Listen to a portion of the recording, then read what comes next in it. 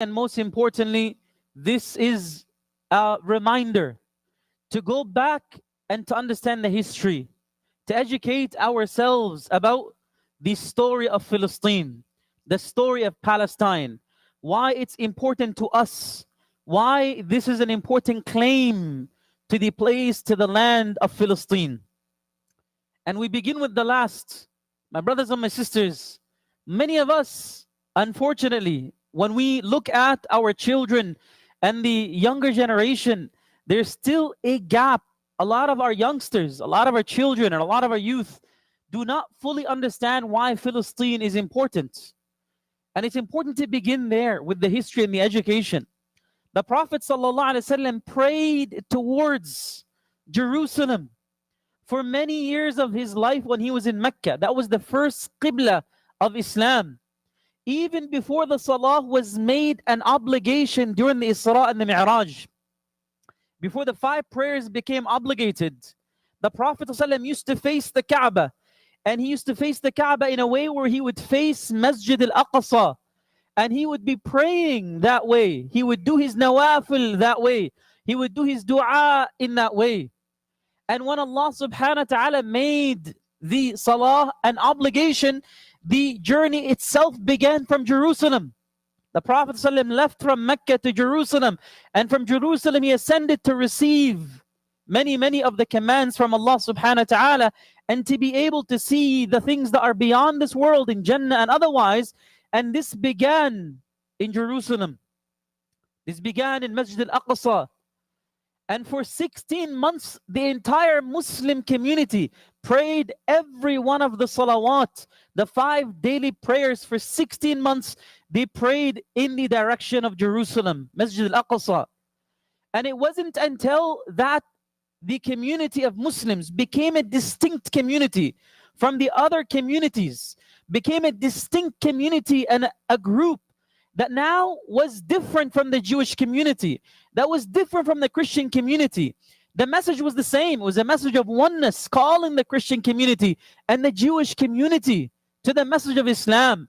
But when that message was resisted, there now became a turning point where the Qibla was changed from Jerusalem and went back to Mecca. The first place on earth where Allah subhanahu wa ta'ala's message and the worship of Allah subhanahu wa ta'ala took place. And in that there was a reminder that yes, the chosen people were the people, the Israelites.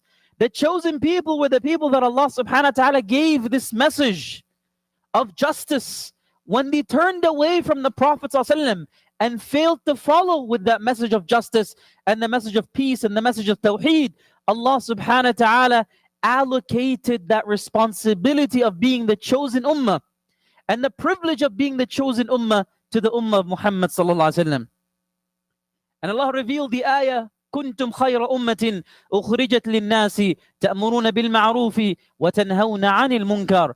You have now been selected as the ummah that has been for the people, linnas, the ummah that has been chosen by Allah for the people, to serve and to stand for justice and to honor the plight of everybody who's struggling, and to give everybody a chance to access this message of Tawheed and the message of Islam.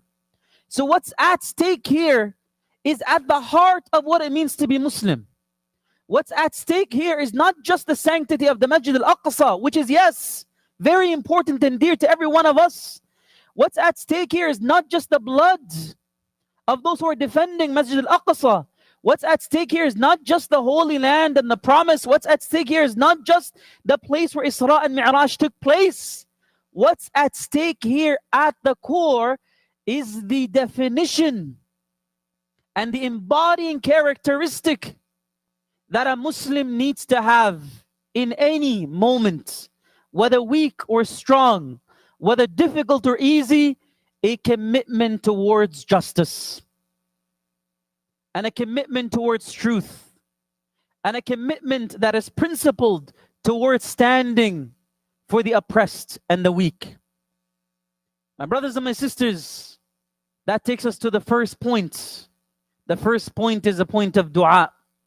Do not stop making dua for the people of Al-Aqsa and the people of Philistine in every one of your prayers, in every one of your sujood. Keep the cause in your heart. Pray as much as you can in qiyam, in tahajjud. But remember, the Prophet Muhammad sallallahu alaihi wasallam did not just teach his companions to pray without taking any action, because Allah subhanahu wa ta'ala teaches us, Inna Allah la yughayyiru ma biqawmin hatta yughayyiru ma bi anfusihim. We're not a group that has this notion that yes, we're gonna sit there and pray all day and cry all night, and inshallah Allah will do something to change your condition. Because Allah has already answered, Allah will not change your condition until you change your own condition. And that takes us to another important point, the opportunities to reflect on why we're here, how did we get here, and how do we get out of here, and what can we do in a principled way to support constructively. My brothers and my sisters, you look around you in the Muslim community, and it's sad to see this, but as people who are serving day in and day out, you see the condition of our ummah. You see the condition of our ummah. Allah subhanahu wa ta'ala makes it clear in the Quran, not just once, twice, 3 times, 4 times, 5 times. He gives us the promise, Inna jundana lahumul ghalibun. كتب الله لأغلبن أنا ورسلي وعد الله الذين آمنوا وعملوا الصالحات منكم لا يستخلفنهم الله كما استخلف الذين من قبلكم. Allah makes it very clear that the people of Iman will emerge as believers. The people of Iman will be given tamkeen. The people of Iman will be given the responsibility of power. The people of Iman will be trusted with the amana. The people of Iman will be given victory. Allah subhanahu wa ta'ala promised the prophets and their followers, you will be given victory. And so when we look around us and we see that that victory, that honor, that power is gone, it is not there in the hands of the Muslims, it should lead each and every one of us to ask, how did that happen? Allah promises and Allah keeps His promise. Inna Allah la yukhliful mi'ad. Allah does not break His promise. So when you see the Muslims in a position of weakness, you're reminded of the hadith of An-Nabi sallallahu alayhi wasallam, where he says, you will find a group amongst my ummah to be committed to this deen. They're apparently committed to truth, regardless of what happens to them, regardless of how many people disappoint and betray them, regardless of how many people let them down. They will stay committed. They said, Ya Rasulullah, where are these people? He said, they are the people that live in Jerusalem, in Bayt al-Maqdis, and the areas around Bayt al-Maqdis. In the other hadith, the Prophet ﷺ says, there will come a time where it will feel like the ummah is being attacked the way a wild animal attacks a weak prey. From every corner, surrounded, cornered, othered, weakened, vulnerable. Ya Rasulullah, they asked, is it because of weakness? Is it because of low numbers? Is it we're outnumbered? He says, no, it will not be because you're outnumbered. As a matter of fact, you will have many in number. But the problem will be your iman will be so weak. It's as if you're like the foam on the water. It looks so grand, but it's hush, it's mush. There's no content, there's no substance. There's no content, there's no substance. With just the blow of the wind, it can be scattered away, it can evaporate. Said, Ya Rasulullah, why? How do we get to that point? Very simple. What was his answer? He says, you get to that point when you begin to love the dunya and you begin to fear death. You begin to love the dunya and you begin to fear death. What does it mean to love the dunya? Look around you. What are we watching? What are we listening to? What are we consuming? What do we talk about? Most of our conversations, most of our friendships, most of our circles, the backbiting, the lying, the unprincipled commitment. How many people come to pray Fajr in the masjid? How many people come to pray janazas to honor those who passed away? How many people come when somebody's sick? We visit our sick brother and sister in the hospital. How many of us actually value this iman? And how much hidden envy and lust and desires and jealousies and evils of the heart have we begun to internalize? Let's be honest. This is a moment of self-reflection. This is when we look ourselves in the mirror and we say, Allah has made a promise to the believers. We're struggling. That means there's something wrong with our belief. Yes, Allah can test people of Iman with tribulations. Yes, Allah can test those whom He loves the most. Yes, Allah subhanahu wa ta'ala can test even good people. That's great. And there are lots of good people amongst us and they're being tested also. But when you look at the overwhelming condition of the ummah, the division, the lack of respect and trust, it doesn't define all of us, but it's there. The selfishness, the desire for more, the hunger for more. I just want to take care of me, myself, and my family. I have things to worry about. I don't have time to do this and time to do that. I'm busy getting my own education. I'm busy building my company. I'm busy hustling for this. And so this is an opportunity to ask respectfully and constructively, where is the condition of our ummah? Where is it? How are we doing in terms of where Allah subhanahu wa ta'ala expects us to be? Where's the condition of our scholarship? What are we talking about? Where's our fatwas? We're still debating whether to place the hand here or here. We're still debating whether to place the hand here or here, how high Allahu Akbar goes. Conversations that have been part of our tradition long, long ago. We're still having divisions between Salafis and Sufis. We're still having divisions between Ash'aris and Maturidis. We're still having divisions in terms of how we define Ahl Sunnah wal Jama'ah. We're still having those conversations. Fights over boards, over masajid, over who gets what, over who controls what, behind the scenes, front of the scenes. We're still having fights and subhanAllah, competition over power and greed. Look at the condition of families. How many honest marriages do we see? How many broken families do we see? How many lost children in the process do we see? How many angry youth do we see that are failing to see good leadership, good model, principled commitment? SubhanAllah, the problems can be said over and over and over and over again, and you look around you and you see them. And in saying this, it's not meant to make us feel bad or to make us feel pain. That is not going to change anything. Yes, we carry that pain, all of us. And yes, we feel bad, each and every one of us. But the point is to be reflective and to constructively ask ourselves, what are we doing to contribute to this individually, collectively as a community, and what do we need to do that is better? So we need to find the guidance of Allah subhanahu wa ta'ala, what Allah expects of us. And we need to meet Allah subhanahu wa ta'ala where He expects of us. And remember when Salah ad-Din used to have those conversations with his community, they would ask him, how do we know that the promise or the victory will come? When is it going to come? He said, very simple. When you see the masjids full in Fajr, as they would be in a time of fun and a time of entertainment, that is when you know that the victory is near. That is when Allah subhanahu wa ta'ala will give honor to this ummah. And what is He saying here?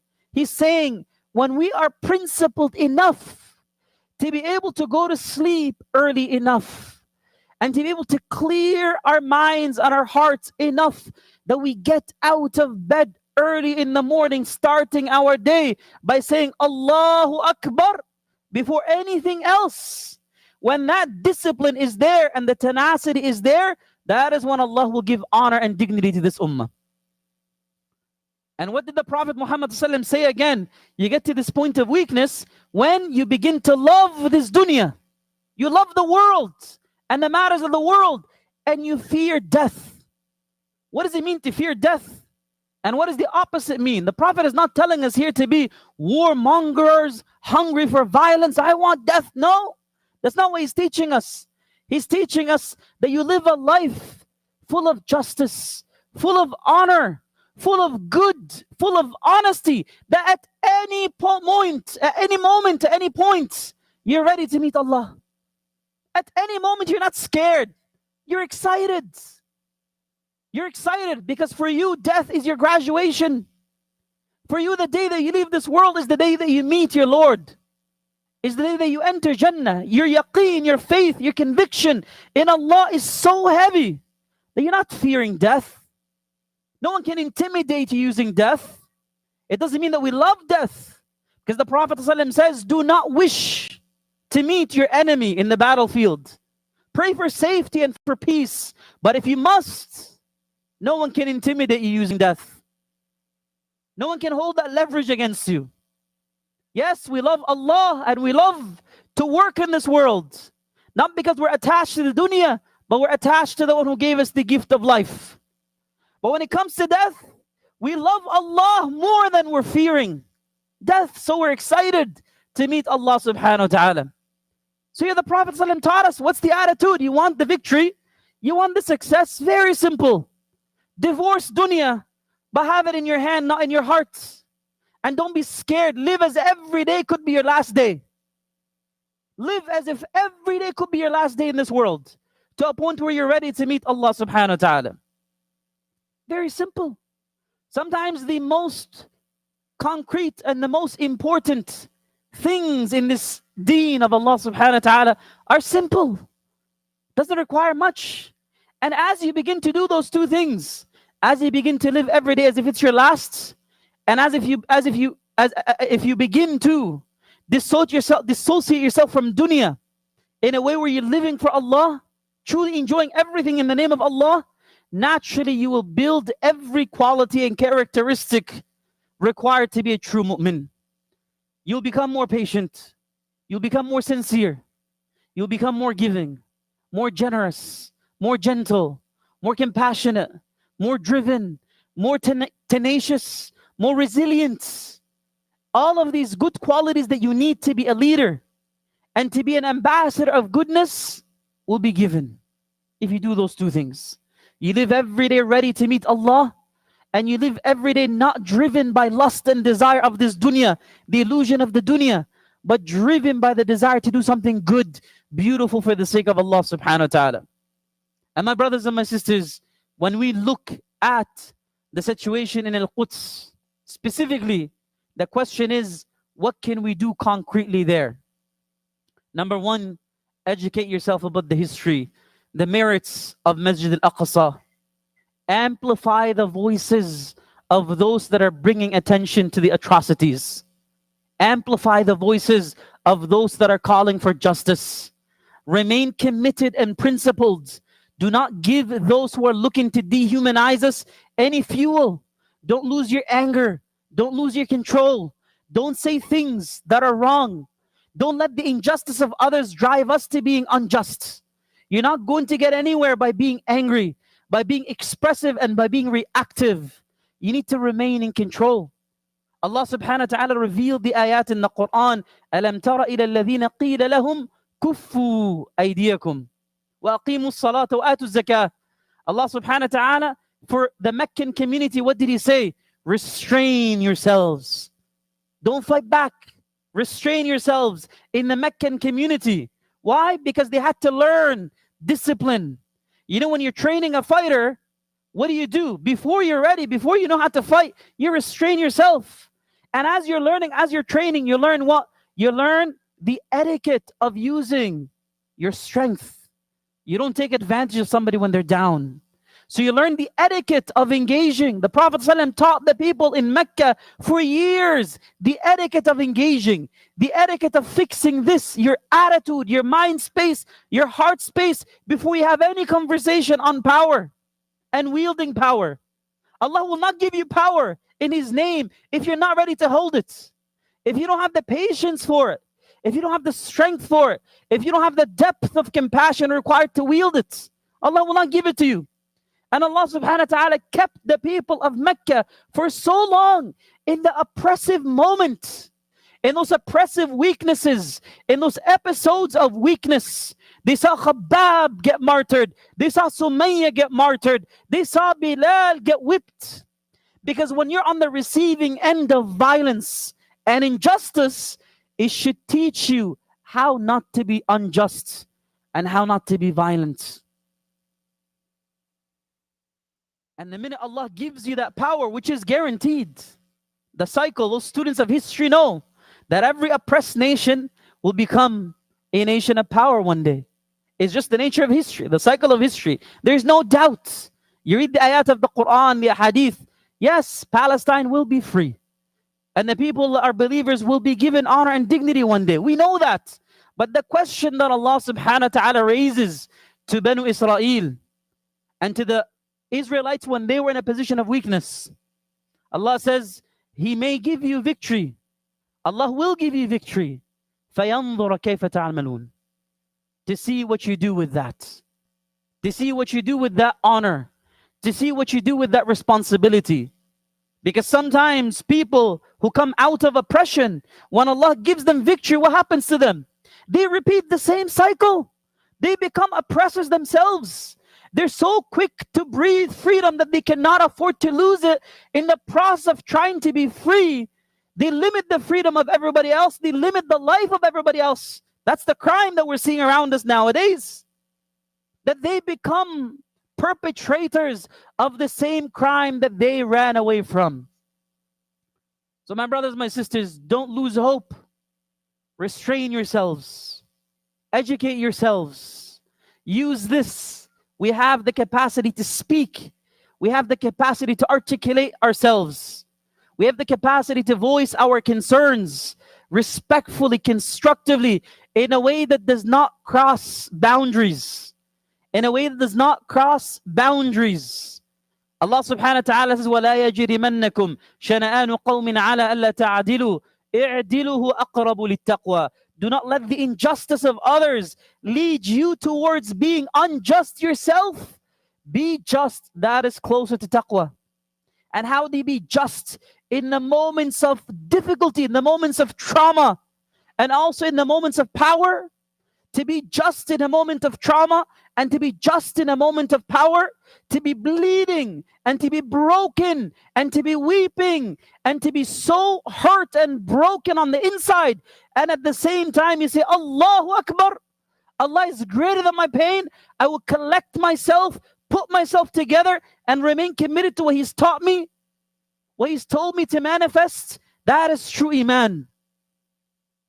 To be weeping, to be broken, to be hurt, to be in pain, or to be in a position of power where you can do whatever you want and nobody can hold you accountable and nobody can bring you to justice. You still hold yourself accountable and you remain collected because you say, above all greatness is the source of greatness, Allahu Akbar. And it is that belief, it is that tawheed that keeps us firm in moments of power and in moments of absolute weakness. And Allah will test us with both. Allah will test us with both, as He promised in the Quran. May Allah subhanahu wa ta'ala make us people of justice in moments of difficulty and in moments of ease. أقول قولي هذا واستغفر الله لي ولكم ولسائر المسلمين فاستغفروا إنه غفور رحيم.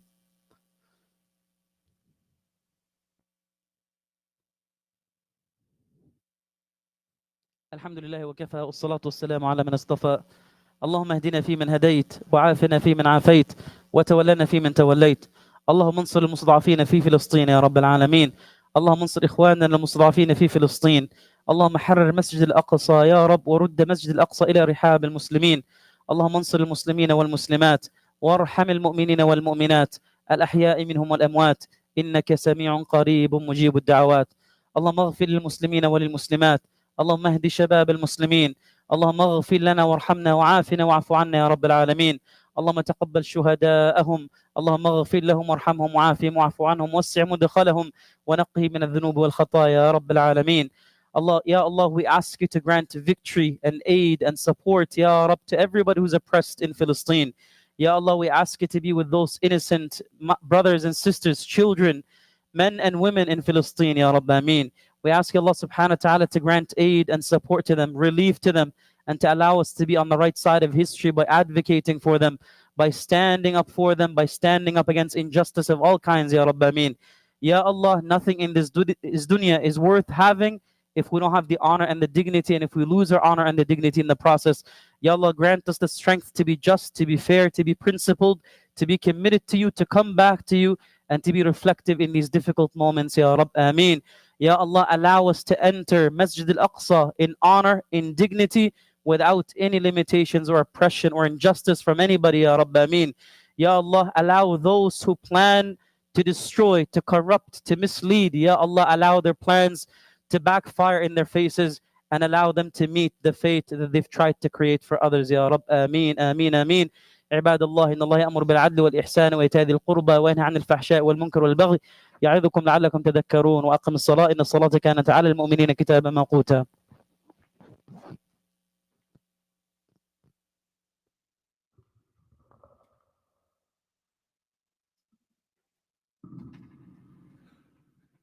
الله أكبر الله أكبر أشهد أن لا إله إلا الله أشهد أن محمدا رسول الله حي على الصلاة حي على الفلاح قد قامت الصلاة قد قامت الصلاة الله أكبر الله أكبر لا إله إلا الله.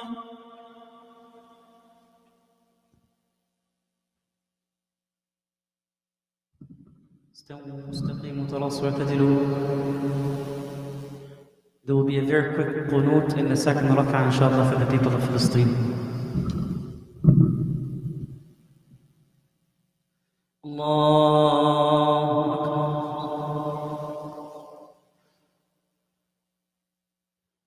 Alhamdulillahi Rabbil Alameen Ar-Rahman Ar-Rahim Maliki Yawmiddin Iyyaka na'budu wa iyyaka nasta'in Ihdina as-siratal mustaqim Siratal ladhina an'amta 'alayhim غير المغضوب عليهم ولا الضالين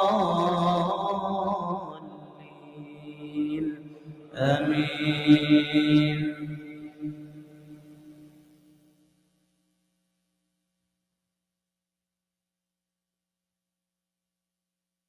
واذكروا إذ أنتم قليل مستضعفون في الأرض تخافون أن يتخطفكم الناس فآواكم وأيدكم بنصره ورزقكم من الطيبات لعلكم تشكرون.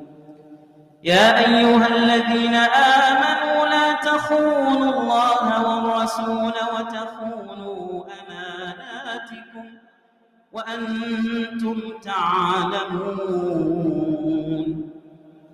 واعلموا أنما أموالكم وأولادكم فتنة وأن الله عنده أجر عظيم.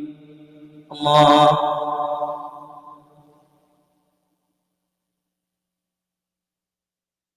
سمع الله لمن حمده. الله أكبر.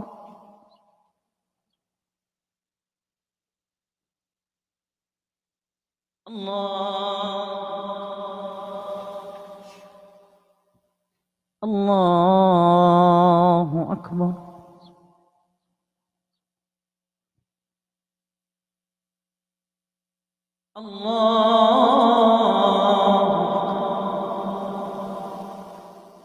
الحمد لله رب العالمين الرحمن الرحيم مالك يوم الدين إياك نعبد وإياك نستعين اهدنا الصراط المستقيم صراط الذين أنعمت عليهم غير المغضوب عليهم ولا الضالين آمين. يا أيها الذين آمنوا إن تتقوا الله يجعل لكم فرقانا ويكفر عنكم سيئاتكم ويغفر لكم والله ذو الفضل العظيم.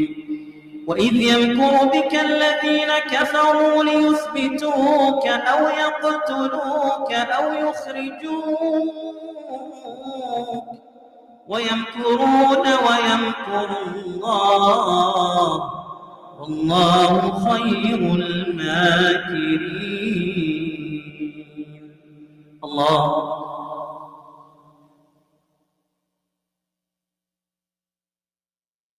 سمع الله لمن حمده. اللهم اهدنا فيمن هديت، وعافنا فيمن عافيت، وتولنا فيمن توليت. إنا لله وإنا إليه راجعون. لا حول ولا قوة إلا بالله. لا إله إلا الله. يا رب العالمين أنت على كل شيء قدير. لا حول ولا قوة إلا بالله. فنعم المولى ونعم النصير. اللهم انصر إخواننا المستضعفين في فلسطين. اللهم انصر إخواننا المستضعفين في فلسطين. اللهم انصرهم نصرا عاجلا يا رب العالمين. اللهم انصر المستضعفين المسلمين المؤمنين الموحدين يا رب العالمين. اللهم كن لهم ناصرا يا رب العالمين. اللهم حرر مسجد الأقصى يا رب العالمين، ورده إلينا ردا جميلا يا كريم، وارزقنا صلاة فيه يا رب العالمين. اللهم اغفر لموتاهم وتقبل شهداءهم وداوي جرحاهم وعاف مبتلاهم يا رب العالمين. اللهم انصرهم على من عاداهم يا رب العالمين، فإنك على كل شيء قدير. وصل اللهم وسلم وبارك على نبينا وحبيبنا محمد وعلى آله وصحبه وسلم. الله أكبر.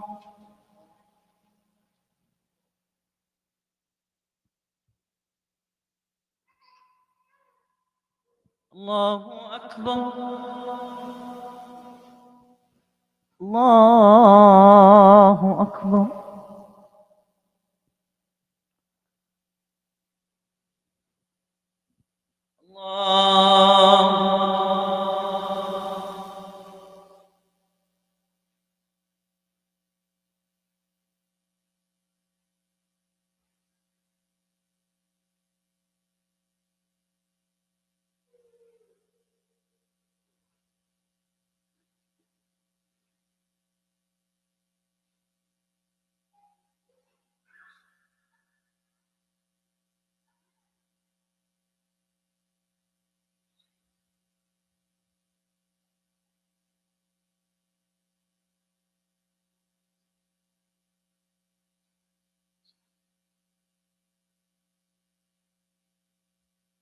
السلام عليكم ورحمة الله.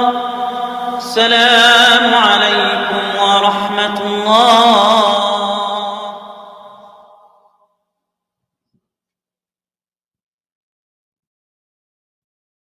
Assalamu alaikum. Inshallah, after Salat al-Maghrib this evening, there will be, inshallah, a dua for the people of Philistine. And after Isha, inshallah, there will be also a Qiyam, Salat al-Tahajjud after Isha at around 8:30, 8:45, inshallah. There will be a Tahajjud also with a Qunut at the end for the people of Philistine. Please do come forward if you're able to. Sabine Muhammad is requesting dua for his eldest brother. May Allah subhanahu wa ta'ala give, Ya Rabb, him the highest level of Firdaus. He did pass away in Bangladesh last Monday at 2 p.m. We ask Allah subhanahu wa ta'ala to give him forgiveness, Ya Rabb. Allah maghfir lahu warhamhu wa'afi wa'afu anhu was'amu dakhalahu, Ya Rabb. Ameen. We ask Allah to allow him to enter Jannah without an account or any prior punishment, Ya Rabb. Ameen. Ameen.